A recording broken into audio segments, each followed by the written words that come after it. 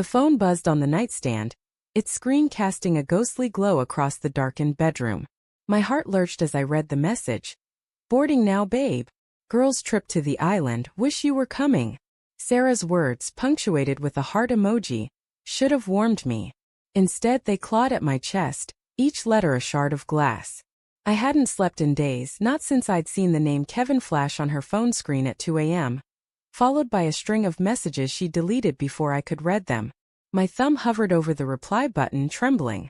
Enjoy the island with Kevin, I typed, my pulse hammering in my ears. I hit send and waited, the silence in our empty bed louder than a scream.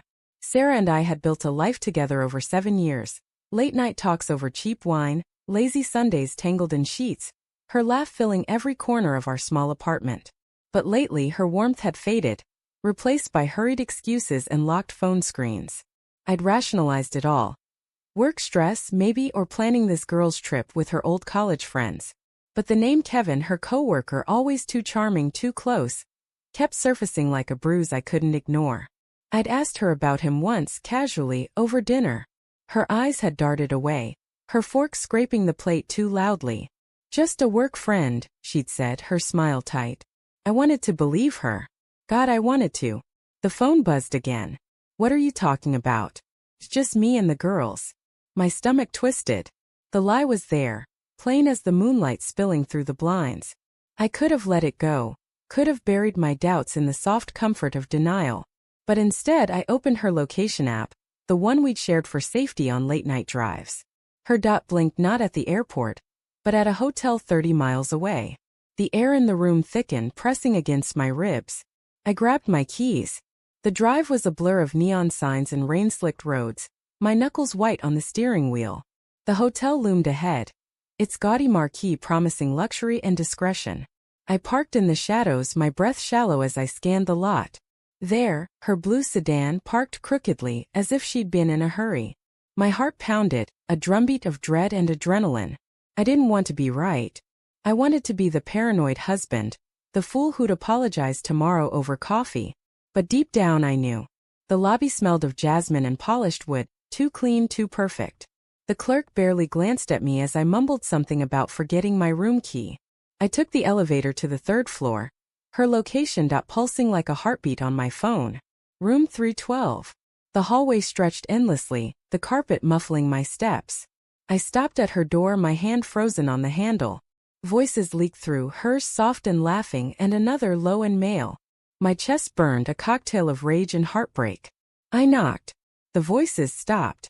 The door creaked open, and there she was, Sarah, her hair loose, her sundress wrinkled. Her eyes widened, then flickered with something. Guilt? Fear, or both? Mark. Her voice cracked too high. What are you doing here? Who's with you? I asked, my voice steady despite the storm inside. She stepped back and I saw him, Kevin, lounging on the bed, a glass of wine in his hand. His smirk faltered when he saw me, but he didn't move. The room smelled of her perfume and something sharper, like betrayal. It's not what you think, Sarah said, her words tumbling out too fast. We were just catching up. He's in town for a conference and... Stop. My voice cut through hers, sharp as a blade. You told me you were at the airport. You lied. Her mouth opened, then closed, her eyes darting to Kevin as if he could save her. He didn't. He just sat there watching like this was a show he'd paid to see. Mark, please, she whispered, stepping closer. Her hand reached for mine, but I pulled back. The touch I'd once craved now felt like poison. I didn't mean for this to happen. It just did. What just happened? I spat, my voice rising. You snuck off to a hotel with him? You deleted his messages? How long, Sarah?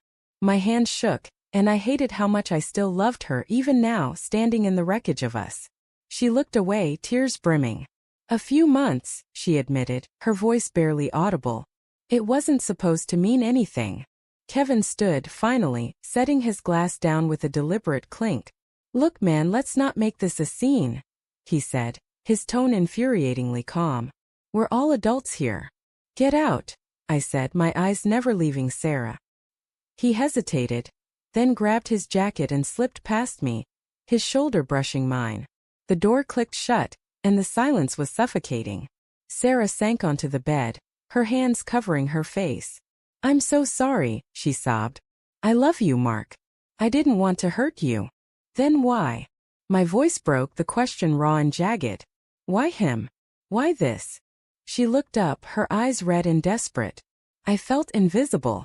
You were always working, and Kevin, he listened. It was stupid, I know, but it felt good to be seen." Her words cut deeper than any lie. I'd been working overtime to save for a house, for our future. Every late night, every missed dinner, it was for her. And she'd turned to him. I wanted to scream, to tear the room apart, but all I could do was stand there, drowning in the truth. "I'm going home," I said finally, my voice hollow. "Don't follow me." The drive back was silent, the rain heavier now, blurring the world outside. My phone buzzed, Sarah calling, texting, begging. I didn't answer. But when I walked into our apartment, her scent lingered, lavender and betrayal. On the counter, her plane ticket to the island sat untouched, dated for tomorrow. She'd never planned to go. The realization hit like a punch. This wasn't a spur-of-the-moment mistake.